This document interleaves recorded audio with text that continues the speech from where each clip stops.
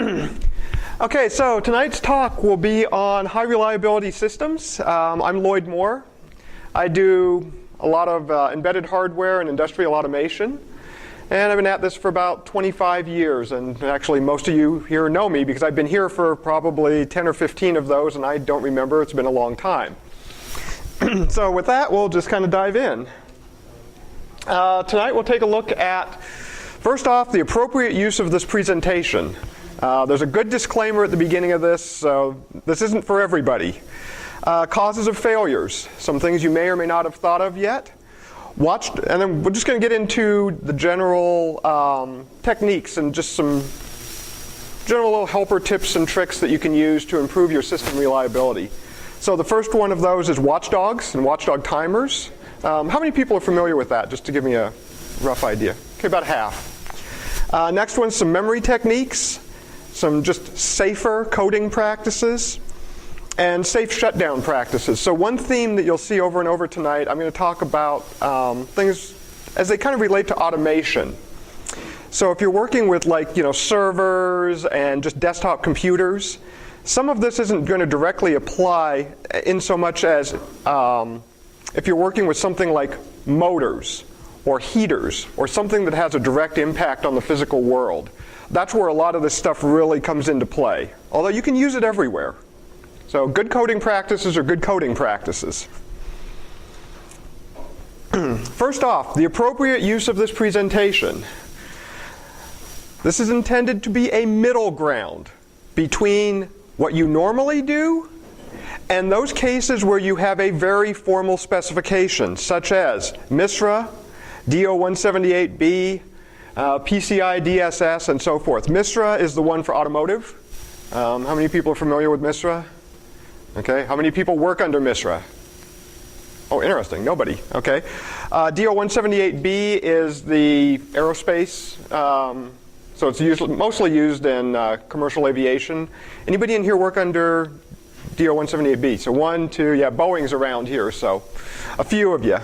Okay, if you're working under one of these formal guidelines or formal specifications, this talk is not for you. Follow your formal guideline to the letter, okay?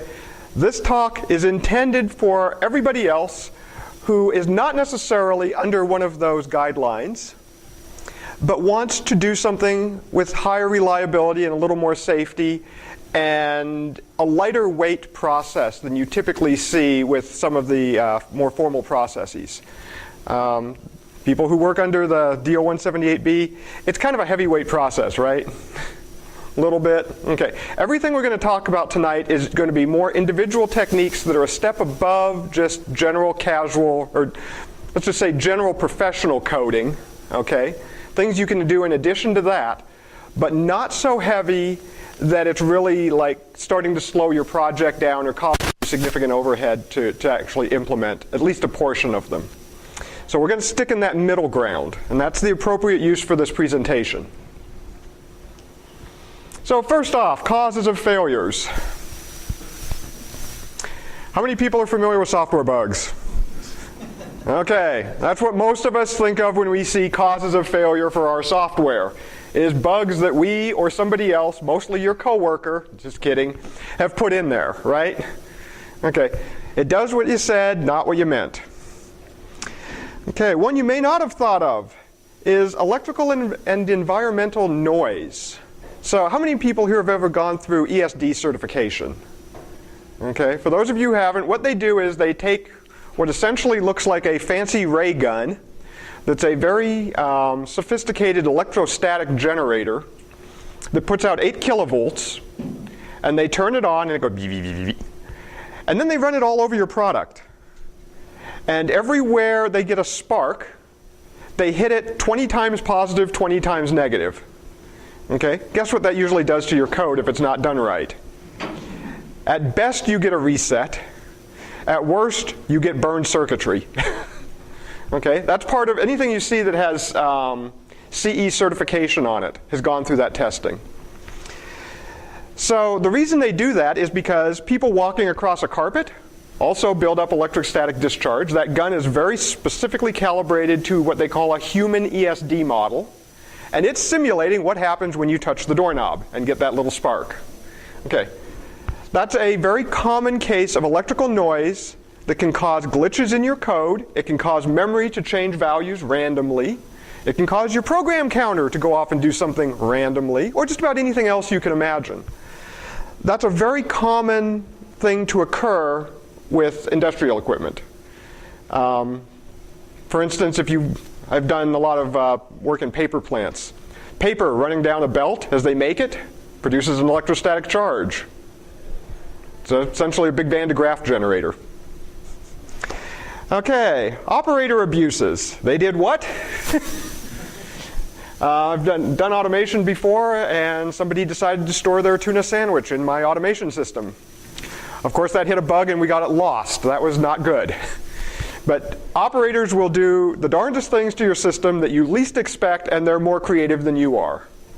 Okay, so we want to protect against that. Resource limitations, memory fragmentation, unexpectedly large inputs, unexpectedly large execution times. It's another cause. We're pretty familiar with that one. Those are things that normally hit us. Failures in other parts of the system. Mechanical changes and or failures. So mechanical systems, not being computers, tend to wear out. As they age, they get sloppy. This will give your system potentially different inputs than when you initially tested it, and they will get worse over time.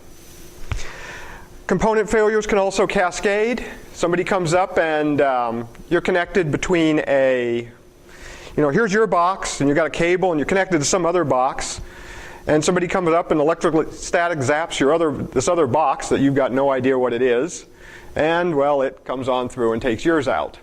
A beautiful case I ran into many, many, many years ago was at a hospital. Everybody's familiar with what an MRI machine is and how it works. Puts up a big, huge magnetic field, not electric field, just straight magnetic field. When they were testing, every day at 2 o'clock, our network would go down. Guess what? Somebody ran the Ethernet cable. It was thick coax at the time, but ran it under the MRI machine. Every time they turned it on, it took our network connection down. Shortly after that, the guy came by with a floor scrubber, plugged it into the same outlet as our server, and burned our server out. So, okay, these things happen. How do you protect against this stuff? Okay, let's just go over the basics real quick. This slide is not intended to be comprehensive. It's just the obligatory slide to say we've covered the basic stuff that you should be doing anyway, even if you're not listening to my lecture. Okay, set your controller, or set your compiler to the most sensitive warning level and ensure your code builds with 0 warnings. I cannot emphasize this one strongly enough. I'm a consultant. I walk into businesses all the time and find bugs that were sitting in their warning messages. Okay. It happens. Pragmas we can have a debate on. I also see pragmas used to just simply disable warnings without fixing the cause. I kind of put pragmas in at least for the purpose of getting rid of warnings. There's other uses for pragmas, obviously, but putting in a pragma to get rid of a warning, I kind of put in the same bucket as a go-to. There are appropriate uses for it, and I found about 2 of them in my career. Okay, so generally, you don't want to see a lot of pragmas in there. Use the safe libraries, no naked pointers. Use the APIs with length checking to avoid buffer overruns. We've done this for years, right? Okay. Have an established development and test process. Use revision control. And that does not mean changing the name of your directory and copying it to a new one for each revision. I see that all the time. Defect tracking system. I don't care what it is, just have one. And whatever else you believe is a best practice. Okay? I'm a very strong proponent that you should be doing code reviews on all code. Catch more bugs from code reviews. Okay? And there are also things you generally won't find in general practice because they tend to happen rarely, but you'll see them in the code if you get proficient doing a code review. The other thing a code review does is it helps your team members understand their own code. So it's not just about, in this case, getting rid of potential bugs. It's about helping your team members understand your code, helping them grow, and building a coherent code base. Okay, teams that do code reviews have much better code than teams that don't. Unit tests, if you're doing critical code, something that's controlling motors, something that's controlling heaters, basically anything that's controlling something which has a potential real-world impact that could hurt somebody, 100% unit test coverage if you can get away with it. A lot of times your project doesn't allow it, but it should be 100% unit test coverage. And basically as much of the non-critical code as your management will allow. Okay? So keep in mind, we're trying to build high-quality systems here. This is just a basic.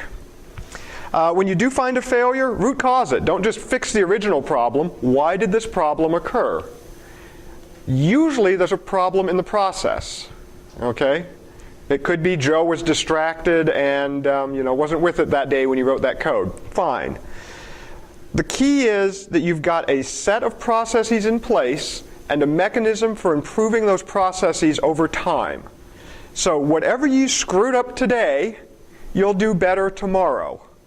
Groups that do that just tend to get better over time, and that leads to higher quality code. Okay, again, this slide is nowhere near complete. I could do probably a 3 or 4 hour lecture on just the basics. It's just the obligatory slide to get us warmed up. Okay, watchdogs. I think about half of you guys said you'd used watchdogs before. Okay. So the general definition is to maintain surveillance over a person, activity, or situation. In our case, when we talk about a watchdog in a computer system, we're talking about what is typically an independent piece of hardware that is watching a process. Okay, it could be a process or it could be some other item, but it's watching a process and it's saying, I expect this process to behave in a certain way. If I see this process is not behaving in a certain way, I'm going to essentially reset it. That's what the common piece is. The most common watchdog is the watchdog timer. And this is a very, very simple concept. I have a timer. It's counting up or down, but to some limit. And if I do not reset this timer at a given interval, it's going to reset me. So basically what it's saying is I'm expecting my program to have a certain beat to it. Okay? It's going to come around. Okay, at some regular interval and reset my counter. If it doesn't do that, the assumption is something is wrong and I need to reset the main process.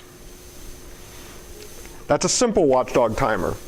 The way you reset the timer, and this depends on exactly what timer, we'll talk about a couple different types, is either by toggling an I/O line, that's the most common for an external watchdog timer, or by writing a particular value or pattern of values to memory.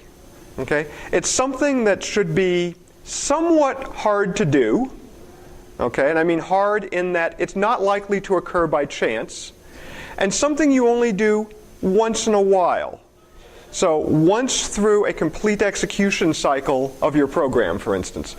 Read my sensors, do my outputs, hit my watchdog. Read my sensors, do my outputs, hit my watchdog timer. Okay, so you're not doing it, read a sensor, hit a watchdog, read a sensor, hit a watchdog, read a sensor, hit a watchdog. It's not rapid like that, but it's slow. So you know if the program goes off into la-la land, it's time to do something. There's two general forms of this. One is an on-chip and one is an off-chip watchdog timer. An on-chip watchdog timer resides, and this is kind of a semi-loose definition, but it's one we're going to use, resides on the same chip as the processor it's monitoring. Okay? If you get a little microcontroller, PIC, Atmel, what's a couple other good ones? Cypress, TI, any of those guys, they'll have a watchdog timer usually on the chip. And you typically reset it by writing a location or writing a memory value with a particular value, or memory location with a particular value. An off-chip timer is on a physically separate piece of silicon. It's somewhere on the board. Or it could even be off board and it's another device that you wire the board to. Okay? There's advantages and disadvantages to both of these. And as you can imagine, there's a little bit of religion around which one some people prefer over the other. They both have their place, they both have value. We won't get into the debate here. PC hardware can also be purchased with Watchdog timers. If you go out and buy an industrial PC, there can be a Watchdog timer on this. So if you're working like a desktop PC, you can put a Watchdog timer in there. This isn't something that's limited to microcontrollers. You can put this essentially on any piece of hardware you want. You can buy industrial DIN mount or DIN rail mount little boxes that have Watchdog timers in them and set those up to reset your system. So you can put these pretty much anywhere. A single stage Watchdog, what we've been mostly talking about so far. This is a very simple Watchdog timer.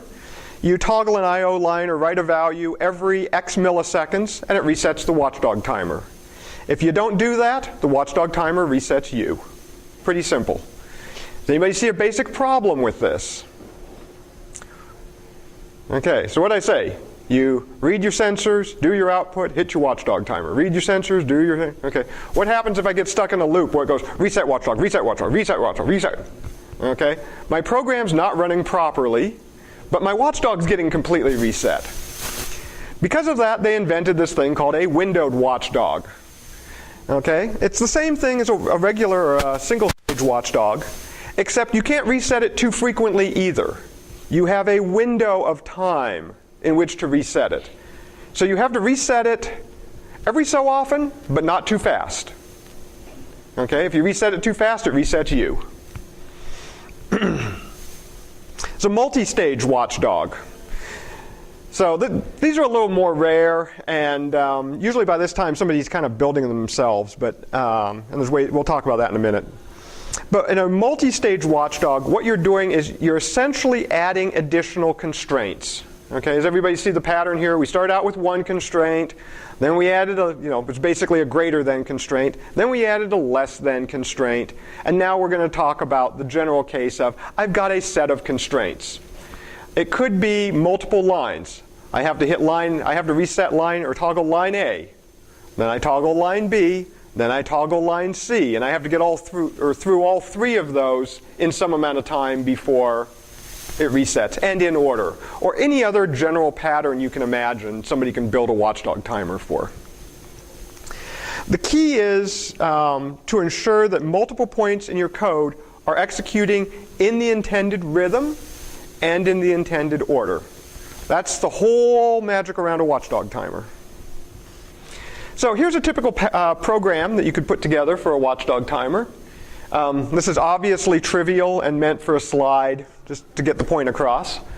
Main, initialize the system, while one. In embedded systems, you find this construct pretty similar. You've got some type of a loop running. Could be a message dispatcher.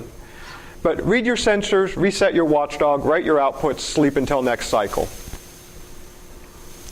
Okay, you generally want your Watchdog timer once per your main loop, and you want the timeout to be just barely longer than the longest execution time you expect in your main loop.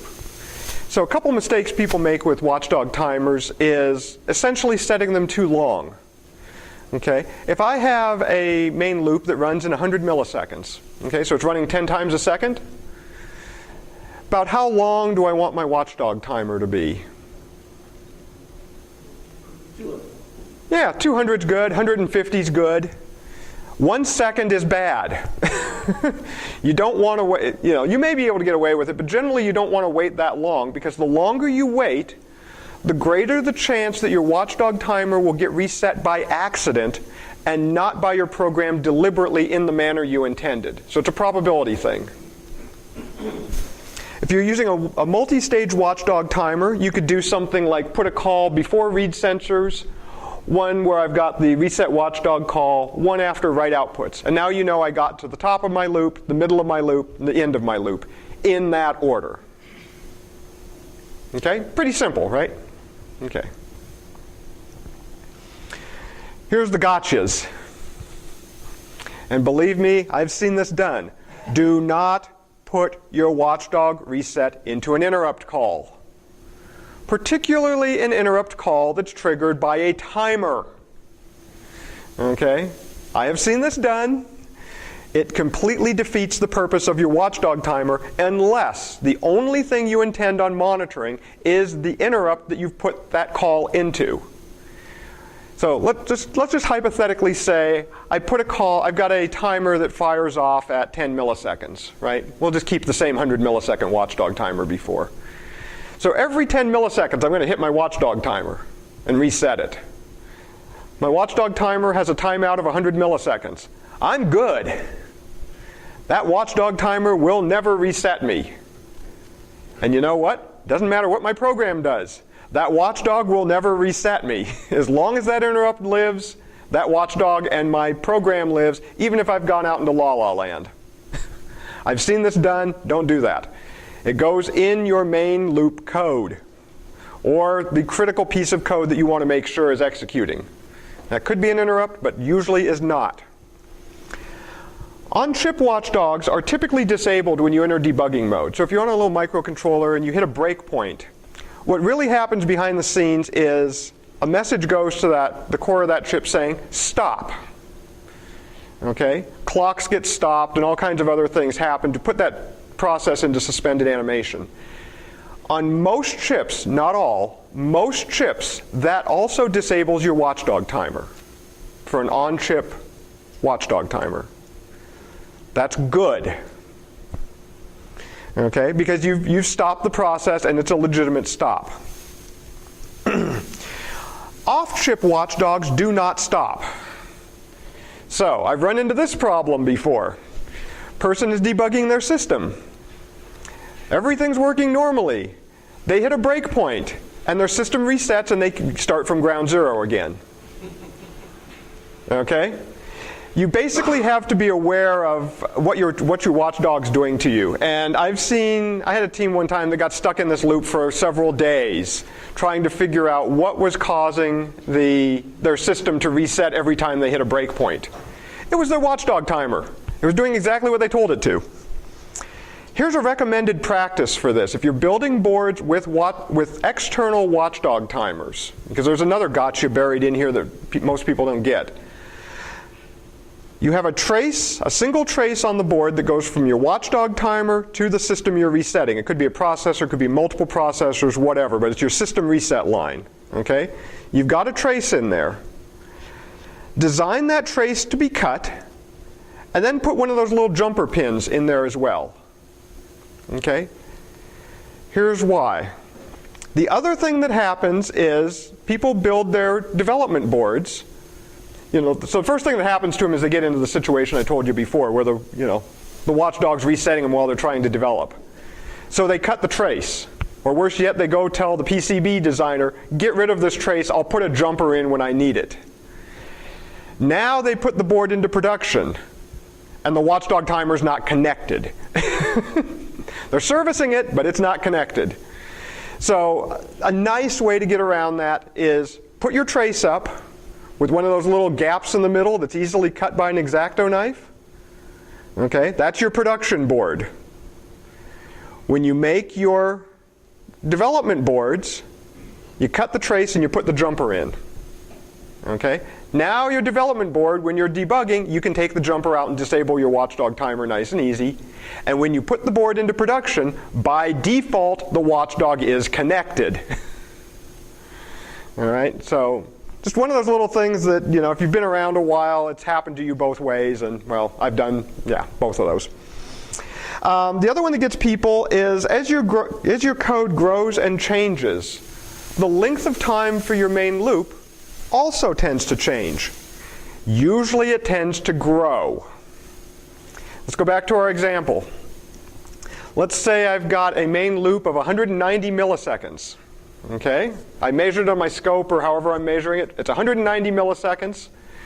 And I've got my watchdog set to 200 milliseconds. Now I make a code change. All of a sudden my code is resetting every time through my main loop. I spend hours and hours looking at my code. What did I do to crash the system? Nothing, except I made the time longer. The reset chip's crashing my system for me. Or making it look like a crash. That's another gotcha that typically happens, and I'll tell you because I've done it time and time again, knowing this, having caught myself with it. When you're in the throes of debugging code, you forget the Watchdog timer's resetting you. Okay. Next general technique is memory lockout regions. So generally you need a microcontroller for this, but you can also do it with an MMU. You can emulate this with an MMU. The idea of a memory lockout region is just simply that, to lock out a set of memory so that you can only write to it under some constraint. And there's a couple forms of this. The idea is to prevent accidental writes to that portion of memory should your system go into a bad state and just start writing memory at random. There's a couple ways this typically works. One, and this is on a microcontroller, it can only be written to before so many cycles of the CPU clock. Okay? Basically, these regions are usually designed for some type of initialization. So they place a constraint in some areas that say, you have to write this within the first 1024 clock cycles. And after that, it becomes read-only memory. So you put it early in your boot code, you write it, and you leave it alone. Should anything happen, it's read-only. It's locked by hardware. It's not going to change. Another technique is can only be written to once after reset. Okay? Both of these are very typical for your Watchdog timer configuration.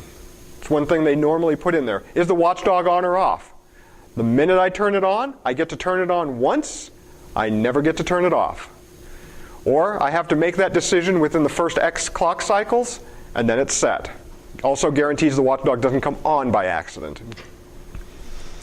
The location is protected by some other memory location, which must have a key value. So I see this one also pretty frequently. Basically what you have is two pointers into memory. One is the data that you want to deal with. The other one is the key. So what you do is you write a value to your key that unlocks your data value. Okay? And when you're done manipulating your data value, you write 0 or some other value back to that key. So it's basically enable that memory location for writing and turn it off when you're done. Note. Does anybody see how you can screw this up as a developer? Yeah. What if I had the code key equals, key value or key register equals the unlock code. Cache. Yeah. No, these aren't cached. So these go normally straight into hardware. But the next statement is write my value and then relock my memory. So I've got it all in one little block of code, 3 lines of code, right? Race condition. Could be a race condition, but there's even something more subtle. I'm executing code randomly. What's the chance I'm going to execute this little segment as a complete block? Basically about 100%. So it's not even a race condition. I am going to execute this little block as these 3 lines of code that unlock my value, write my value, and relock it. My chance of executing that code contiguous and as one functional block is almost 100%. That defeats the purpose of the memory lockout. What you want to do is you want some other part of your code, like say you're doing some type of protocol, right? Some other part of your code to say, I'm about to write this value. Now I'm going to go do some other processing. Now I'm going to write the value, and you can lock it right afterwards. But the key is you've separated the unlock and the writing of the value into 2 separate regions of code that for whatever reason are not likely to be executed right next to each other. Okay? It could even be something like, I've entered my configuration mode, right? Let's just say I've got a terminal of some type. I've entered my configuration mode. Now I'm going to unlock my configuration memory until I've exited configuration mode. But while I'm in there, the operator can do whatever they want. It's counterintuitive. It's a big window that could be hit randomly in, but it's unlikely that you're going to hit it randomly if you did not already enter configuration mode in this example. Okay. Chips that have FPGA style resources. How many people are familiar with a what an FPGA is. Okay, an FPGA is a field programmable gate array. This is basically an extremely low-level technique. People think in here might think assembler is low level. This is below assembler. This is how you build a chip. If you have FPGA-style memory, you can build any of these to whatever degree of complexity or sophistication you want. So if you happen to have that on your chip, and a lot of chips are coming out with this now. The Xilinx Zinc chip, Zinc processor, has a huge FPGA on it. The Cypress parts have it, and I think Atmel's even come out now with one that has an FPGA type array on it. You can build your own memory or locked memory regions, watchdog timers, and basically all these fancy little hardware things we've just been talking about. And of course, once you do that, you could strap it to a regular PC and use it there too. Okay, on to some more software-based stuff. Memory allocation patterns. So this slide in particular is not for use everywhere. Okay, these are specific techniques that you can use in certain situations to make your code more reliable. Many embedded systems actually run for years without being reset. Okay, a base station that's sitting up on top of a mountain. I was about to say black boxes, but those only run for 30 days, we now know. Let's see, what's another good example of an embedded system? Industrial monitoring devices that get their power from like vibration or other parasitic energy capture.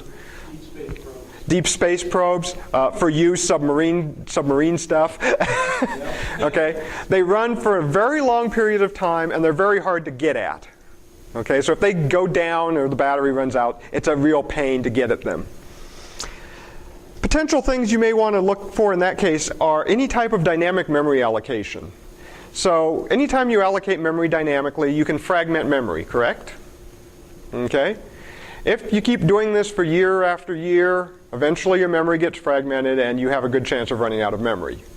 And we're going to assume you do not have an MMU that can kind of hide some of this from you and clean it up in the background. Couple ways around this.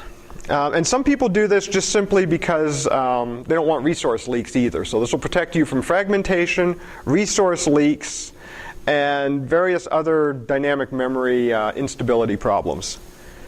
First one is use only static allocations. Okay, it's how we did it in the old days, right? There was a time when we didn't have dynamic memory allocation. How'd you do it? You made a chunk of memory, and that's where everything was. Is there anything wrong with that if you don't happen to have a lot of stuff that needs dynamic allocation? No, it's a perfectly good mechanism to use. Some people make it global, that's another problem, but static memory does not have to be global. Okay, we all know that. The other one is use only automatic allocations. Everything's on the stack. Okay, what's the downside of this? Yeah, you could get a stack overflow.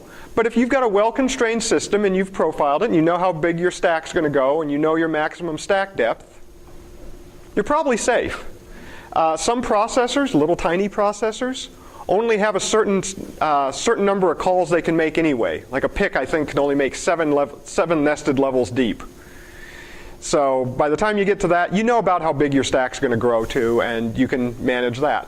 You're not going to fragment. You're not going to leak. You've added a potential overflow condition, but you can manage that. Another technique is to use only dynamic memory, but once. When you start the system, you dynamically allocate all the memory you're ever going to use, and that's it. Okay? It's basically like static memory.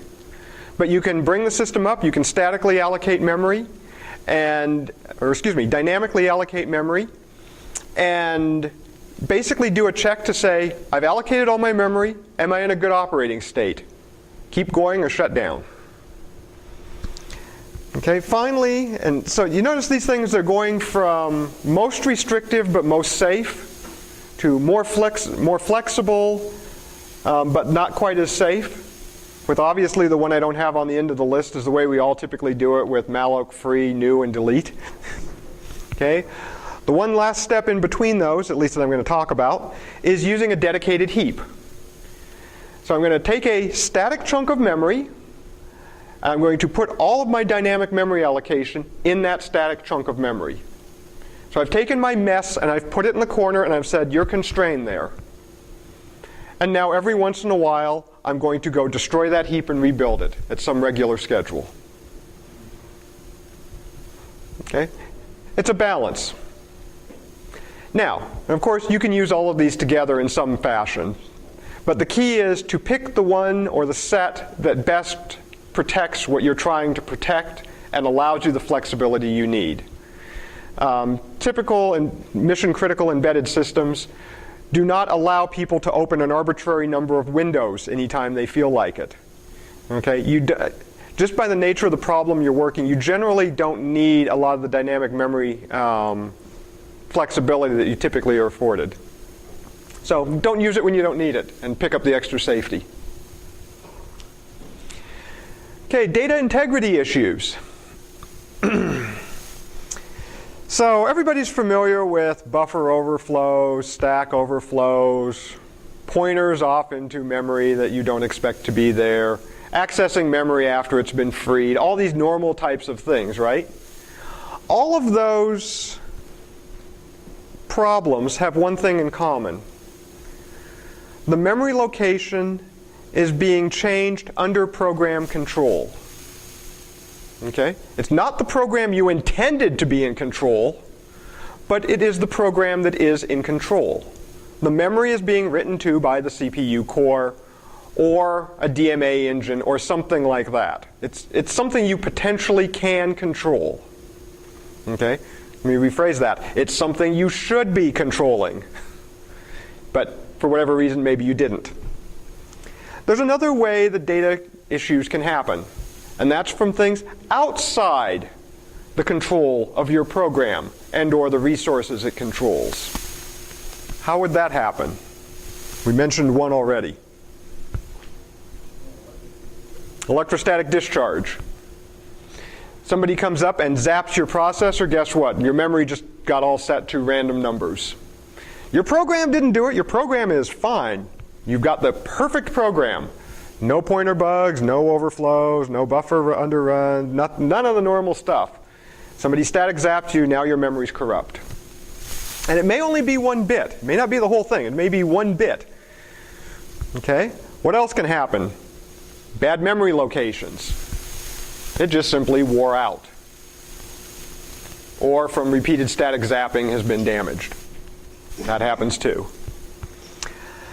Electrical noise. Doesn't have to be an electrostatic discharge. Remember the MRI machine that was under the network that I told you earlier about.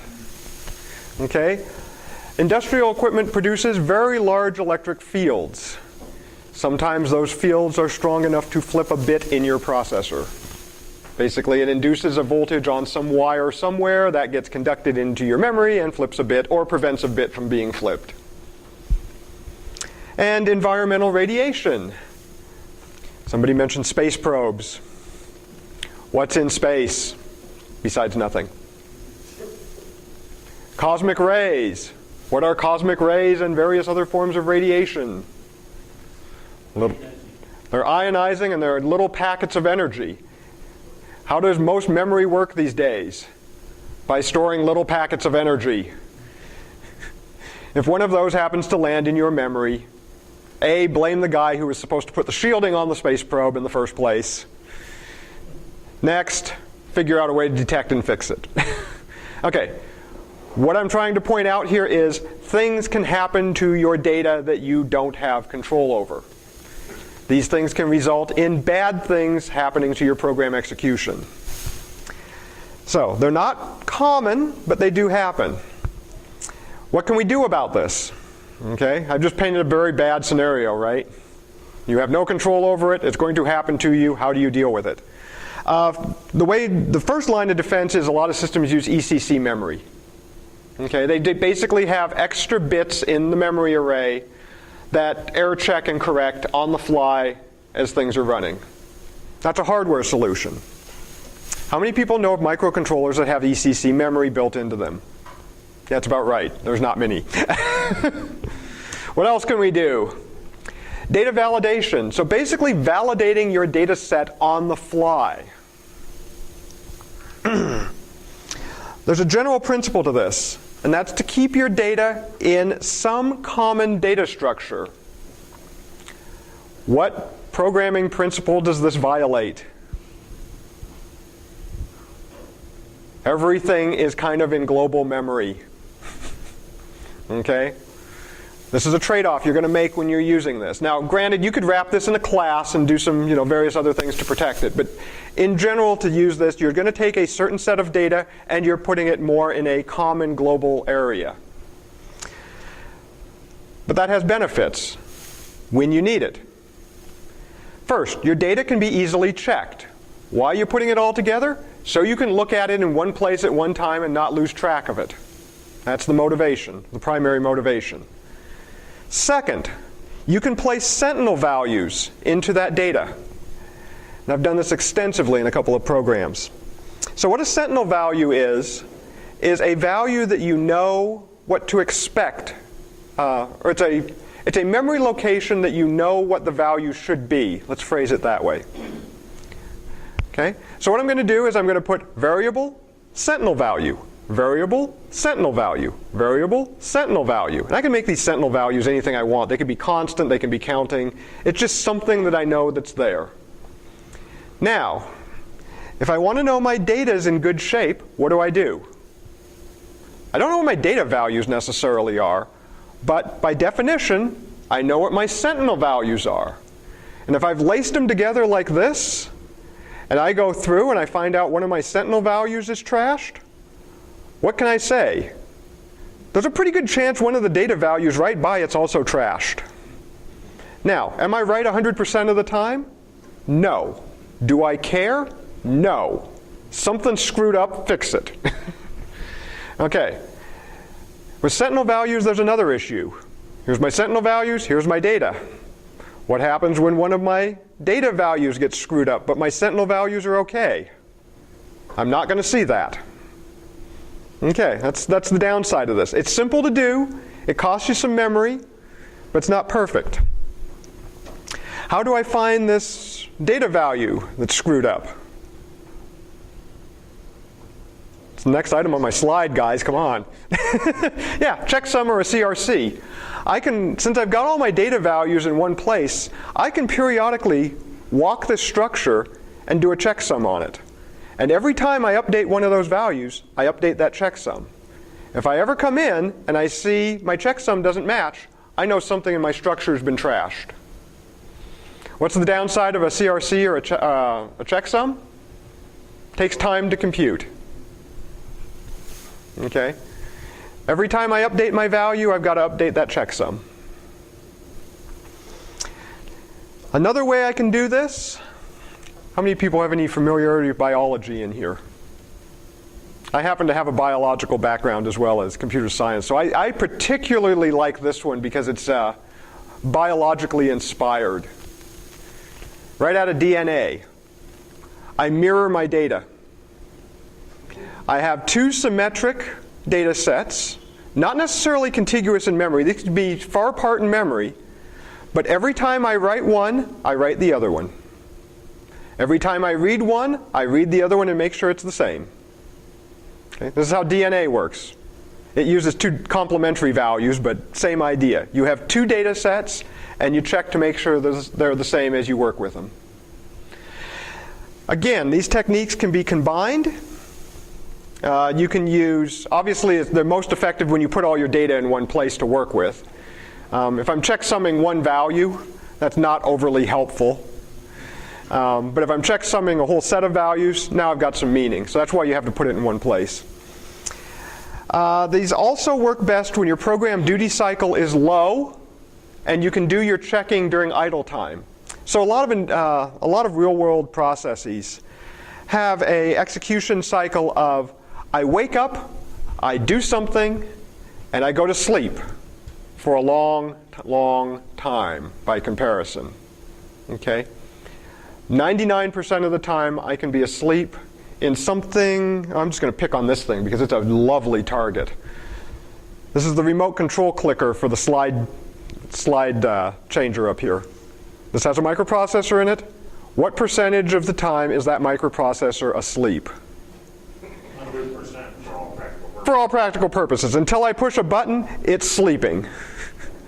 Okay, that's actually a very common execution model, especially these days.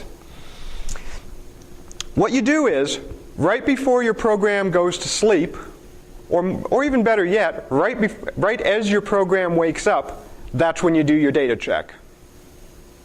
Okay? So depending on exactly how your time constraints are, you do your data checking in this time when you would normally be sleeping anyway. So it, for the most part, does not impact your program's performance. The downside is if you do it on wake up, which is the ideal time to do it because you're most likely going to get damaged when you're asleep because you're asleep most of the time. You want to do it when you wake up. It could affect your wake up time. Something like this, am I going to notice a 1 millisecond extra delay when I push the button? Nah, it's fine. The other cost for it, and this does matter in some cases, actually matters in more cases than the wake-up delay, is it's going to cost you a little bit in battery life. You're going to wake up, you're going to be awake possibly twice as long as you normally would be, because the amount of work you do is typically small in these cases. So it could have an impact on your battery life to some degree. Again, that depends on your application. Finally, the other thing that's common to combine this technique with is a watchdog timer. So if you're in a system where you're continually running, do your memory check and make resetting your watchdog timer conditional on your memory check passing. If your memory is corrupted, you just automatically reset. If your memory check routine doesn't run, you automatically reset. Memory munging. This is an extended version of what we just talked about. How many people are familiar with the term munging? It's a very, very, very old term. Basically what it means is to do something to the memory that you can recognize later. Essentially turn all your unused memory into a sentinel value. Okay? So unused RAM, you can fill it with a given pattern, and then that pattern can be verified later. If you don't see the pattern you left there, you got a problem, reset. Unused flash or ROM memory you can fill with a trigger to reset or halt if the program ever jumps out. So you have a fixed block of memory, and this is actually a very common feature. You can fill any unused memory with a common value. That common value can be an opcode. Okay? If you ever execute outside of your expected program region, you reset. Or do whatever that opcode says to. This is a processor-dependent technique.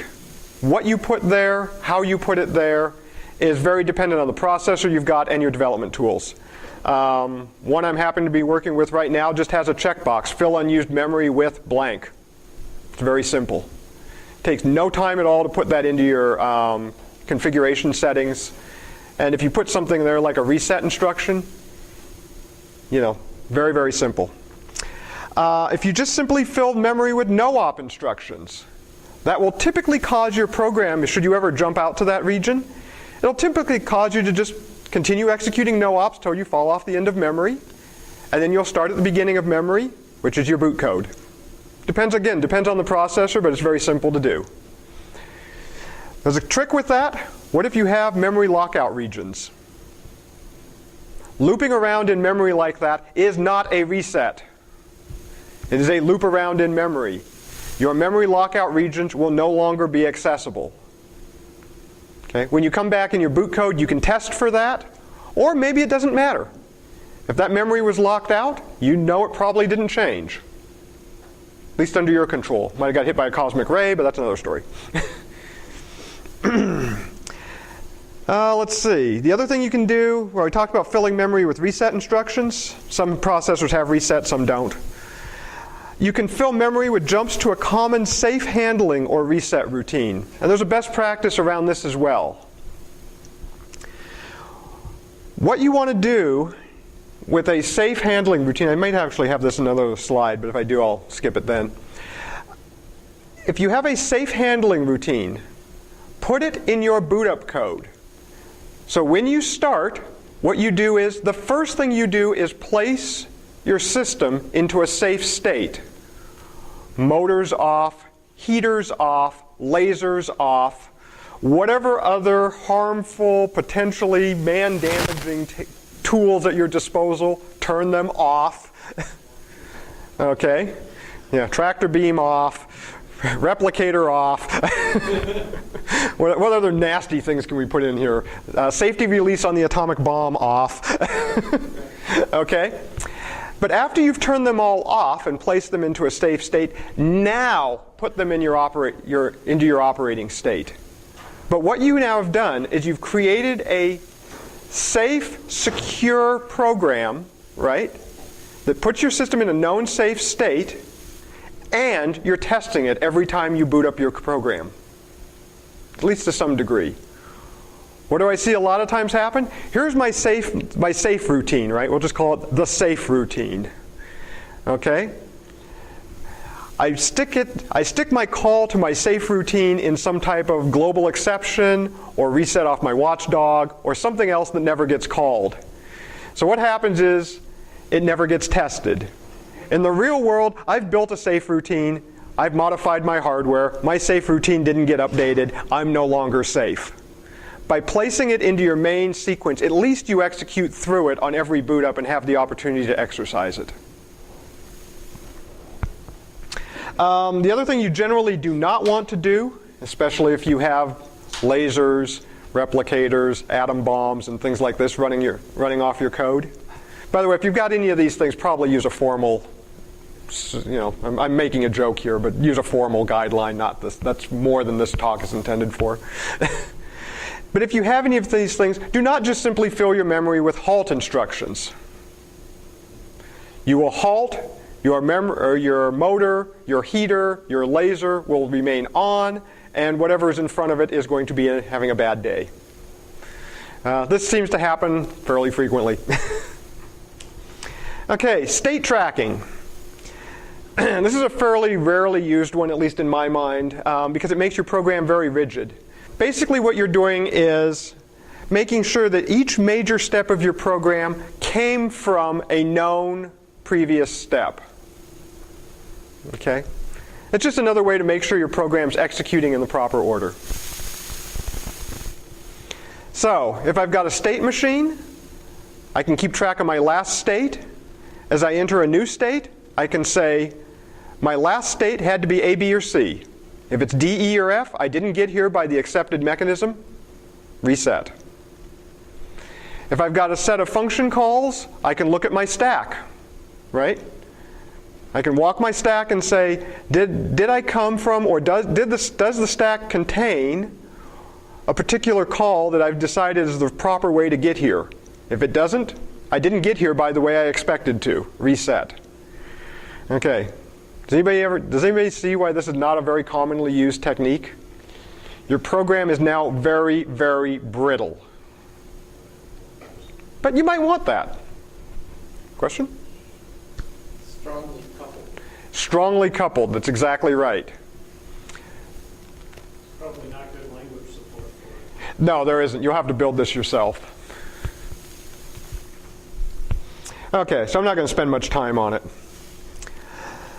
Validation boundaries. How many people in here have done threat modeling, security threat modeling? Oh, I was hoping I wasn't going to get no hands, but a couple of you, good. So one of the common concepts in there is this idea of a trust boundary. So what you do is you organize your system and you say, at these various places, I'm going to validate stuff. Credentials, inputs, all this type of stuff. But basically you've built your system into some type of a layered or disjoint architecture, and you're saying, at this line between these two, whatever they are, I'm going to do validation. You can do the same thing with your general code. Okay? That's where you can put your memory checks. You can check all your input values and basically build up your security and your protection at a boundary to a layer. Okay? This is kind of a natural thing to do, but it gives you a couple advantages. One, you should be building your program as layers and separate modules anyway, right? These things typically get used among different developers, and it's a natural place to put this type of testing. Anytime data flows across one of these boundaries, you're going to sanity check it. And by putting it there, when you do your code reviews, you know where to expect it. Furthermore, because you typically document your APIs, it's very easy to do a code review that's nothing more than look at my API and make sure every single input is sanity checked. So you've collected everything in one place, at one layer, where it's 1, meaningful, 2, expected to be, and 3, easy to validate. So it's just simply a way of organizing your code. And yeah, that's exactly what they do in the trust boundaries for security modeling, is that same type of architecture for the same reasons.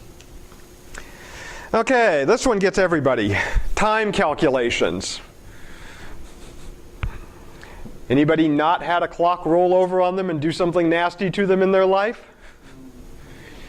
All right.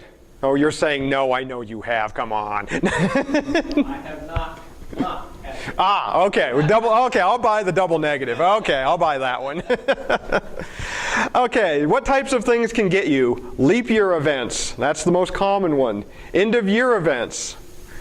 Did you know NASA is so paranoid about end of year events? Well, it doesn't matter anymore because it's grounded, but the space shuttle was not allowed to be in orbit on midnight because they could not guarantee what would happen. Not that they didn't try, I'm sure, because they're under a formal security process, but they decided it was enough of a problem, we're not going to operate in that condition. Okay? The other one that gets people is what I call the 49-day rollover event. Why do I call it the 49-day rollover event? Because systems typically use a 32-bit integer as a millisecond timer, and that ends up rolling over at about 49 days. It happens more often than you'd think. There's an easy way to get around all of these problems, and it's not a time machine. Always use full date and time values for calculations. We are no longer in a world where computation and memory are scarce. The extra couple of bytes and instructions to process a full date time value are trivial compared to the problems they can cause you if you don't do it right. So just use a full date and time value. Use standard libraries for time manipulation. C++11. Yep. Do not invent your own. There's a plethora of libraries out there at every level. C++ has them. The OS has them. The Qt libraries has them. They're all over. Don't roll your own. Does anybody in here roll their own security code? No, Security code. Good. Same rule for time values. Don't roll your own. Okay? If for no other reason, if you roll your own, you've got to test it under all these conditions, which means you've got to somehow simulate a leap year. If you're using just raw counters, which you do a fair amount, just a raw number that you increment every so often, or at a periodic interval, just simply make that counter large enough to exceed the maximum possible lifetime of your program execution. This is easier than you think. If you're doing a battery-powered device, okay, or one of these guys, let's just pretend it's got a counter in it. It's battery-powered. What happens when I take the battery out? I get an automatic reset. Everything is wiped clean. So as long as my counter value is longer than my battery life, will I ever roll over? No.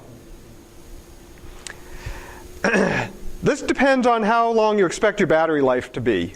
My recommendation is your counter should not expire for at least twice your expected battery life. And for a lot of devices, especially industrial, battery life may only be an hour to a week. So if you put it at 2 weeks to a month, that's actually pretty easy to do, and then you're pretty well safe. If you can't do that, for instance, you don't reset when your battery comes out, or you're plugged into the wall, or you're running off parasitic energy in a solar cell, or some other form where you're expected to just simply live forever. What can you do? Yeah, use a 64-bit value.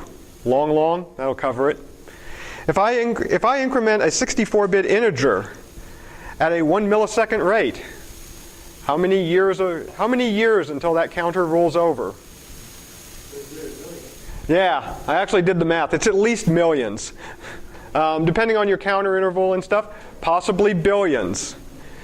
When a client asks me how long until this counter rolls over, my favorite response, sometime after the sun engulfs the earth. Don't worry about it. And if they challenge me on it, I can back it up mathematically. It's simple. It's amazingly simple to do that. It's changing, well, it's usually just typing the word long twice. And you're protected. Okay, a couple techniques to avoid. Recursion. I'm not going to harp on this too long. Why do I want to avoid recursion? Yeah, well, because you want to avoid recursion and because, well, half the population doesn't understand it, of course. No. It's because your recursion depth is usually dependent somewhat on your input value. So I now have an unbounded stack is the fundamental reason. Threading. Why do we want to avoid threading? Because it's hard and nobody can get it right. Okay, and in a lot of embedded systems, you really don't need it.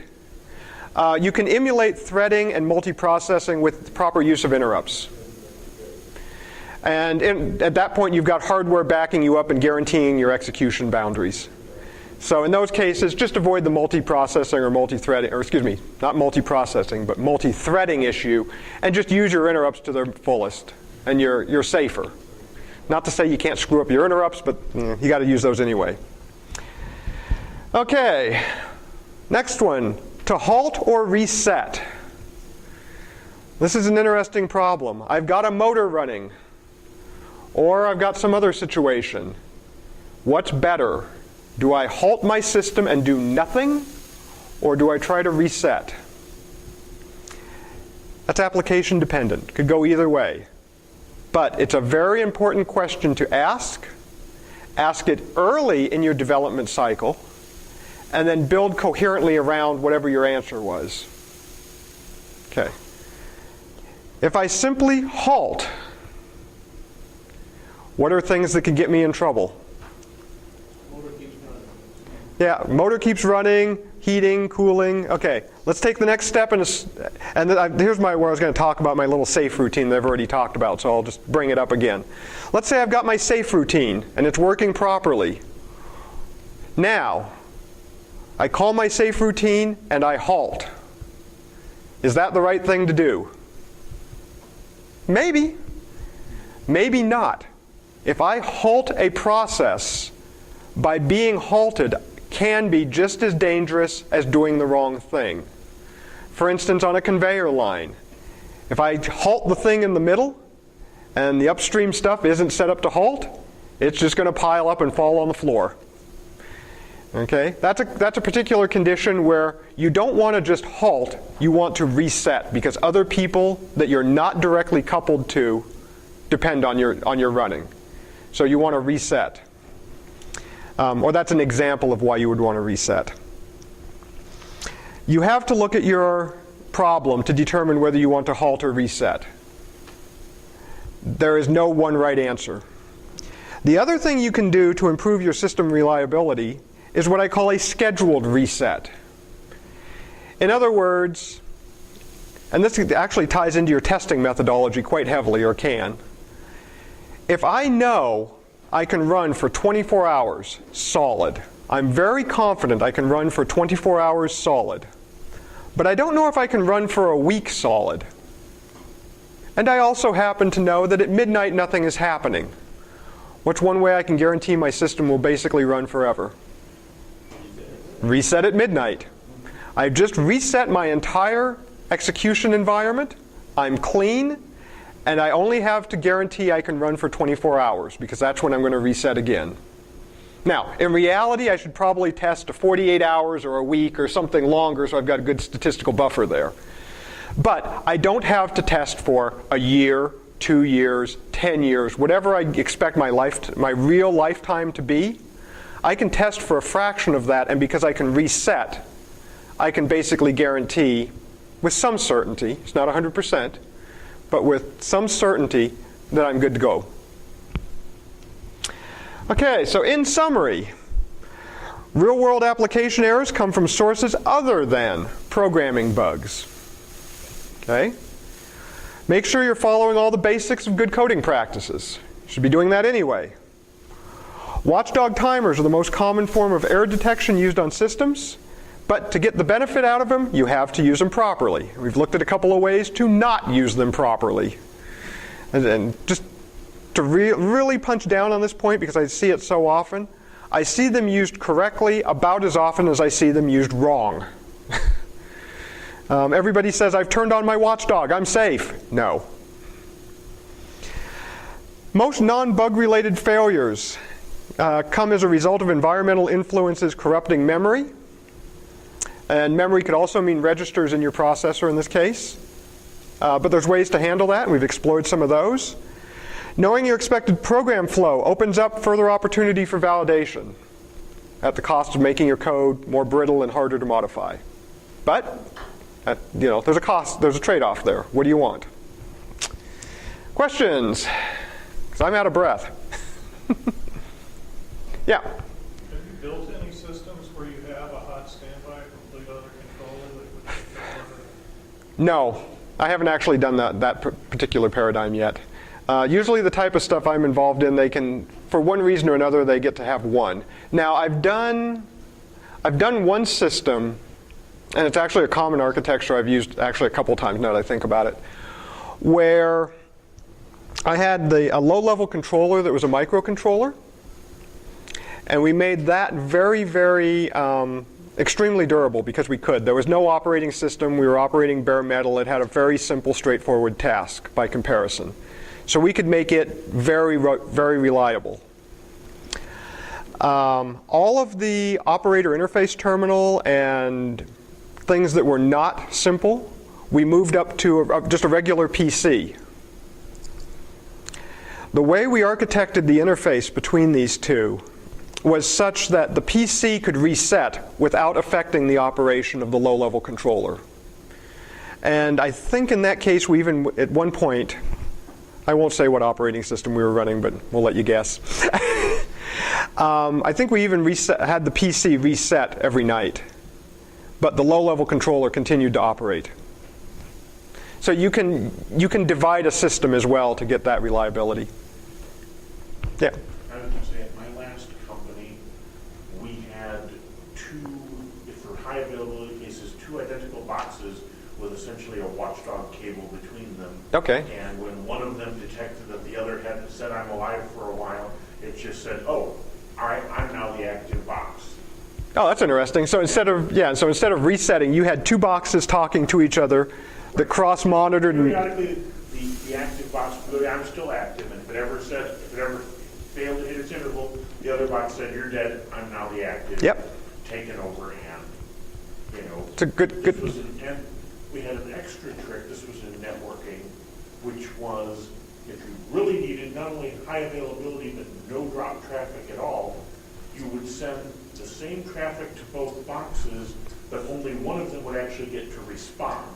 Yep. The active box got to respond. The standby box just got gagged essentially. And as soon as it became the active box, it was ungagged. Sure. Since it had been mirroring every single connection, all the caches were warmed up. Everything was just Yeah. That's a neat way to do it. That was very expensive, but if Yep. you had to have no downtime, Yeah. then that worked. Yep. Higher reliability typically costs a bit more. Pure redundancy. Yep. Okay. Yep. Have you ever tried to recover from the errors instead of resetting the code up? Have I ever tried to recover from a bad state instead of just resetting? I don't think so. I can't think of any time I've ever tried that. Basically the philosophy, at least that I've got, is by the time you're in a bad state, you don't really know what is in a bad state. You just know something is in a bad state. So attempting to recover, unless you can guarantee, or at least have reasonable certainty, that you're going to fix everything, it's probably just simpler to back off, nuke it from orbit, and fix everything. So I'm not saying you couldn't do that, especially if you're in a case where you need to keep running and maybe go into some type of like fail-safe mode. You may want to try something like that. But in general, I haven't done it. It's been more appropriate in my scenarios to just reset, go back to ground zero, and then you know everything's clean. Yeah? Kind of related to this question. You mentioned one of data verification method, that biologically inspired one. Oh, the biologically expired method? Yeah. Where you maintain mirrors. So when you are maintaining the mirrors, as soon as you compare those mirrors and you see the difference, you know that there is something wrong. Correct. Can you mark one of them that it's, and then you can recover? Yes. How do you typically implement it? Yeah, so you understand that something went wrong. Yeah, that's a good point. So in the case where you have two data sets, can you essentially do error recovery on that? In principle, yeah. I haven't actually done it. But in addition to using, I should probably add that to the slide deck. That's a good technique. Instead of actually doing a checksum or a CRC code, you could use any of the various Hamming codes or data error recovery codes in there and actually recover that data. Yeah, if your application called for that, that would be an excellent technique. You just need error detection. You don't need correction because you already have the duplicate. That's right. But let me just take his idea one step further. If you only had memory to store one data set, you could use error detection and error correction on that one data set. And essentially what you're doing at that point is you're implementing ECC memory in software. So yeah, that would be valid in certain cases. Yes? Could you automate some of the techniques like checking where you came from and all that stuff through a compiler like Clang or GCC where you actually have access to the backend generator? Yeah, you could automate any of these techniques by language extensions. Don't they do that? Yeah, not that I'm aware of. But you could automate any of these techniques through language extensions, or if you have an FPGA, you could even put, state tracking and stuff into like a hard FPGA. So anything you can do in software, you can do in hardware by definition of a compiler. Yes? I'm not sure about squeezing it into a microcontroller, but it seems like you could also have quite a bit in classes that when they're allocated, they automatically produce sentinels and, Yes. and declare a function that gets called from a method that gets called from time to time. Yes, you could break any of these techniques into classes, and that's a preferred implementation mechanism. I didn't mention it because a lot of times you're in microcontrollers, you're working in straight C as well. But yeah, actually I have a question over here. Yeah. So you spoke about how you could allocate a chunk of memory right up front and then use that to manage your memory to handle fragmentation of memory. Are there libraries which will do that for you, or how to manage the fragmentation? To manage the fragment? I don't know. I suspect there are. I haven't come across any. Usually I'm doing this in a little more ad hoc method, but I'm certain that some of people have implemented some of these techniques in libraries, and you can grab those. They're at least in the implementations I've done, they're straightforward enough that I just kind of roll the technique into what I'm implementing anyway, with the exception of certain things like the time codes and stuff like that. But yeah, it's pretty straightforward. Or in the case where I actually had the dual memory entries with the sentinels, that was in assembler. So that wasn't straightforward to do. But yes, I had another one. Yeah, you? Nope. Okay. Anybody else? I'll be around for a little bit afterwards. So we'll wrap it up. Well, thank you everybody for coming. We got rid of the book. I don't have to take it home. Thanks again.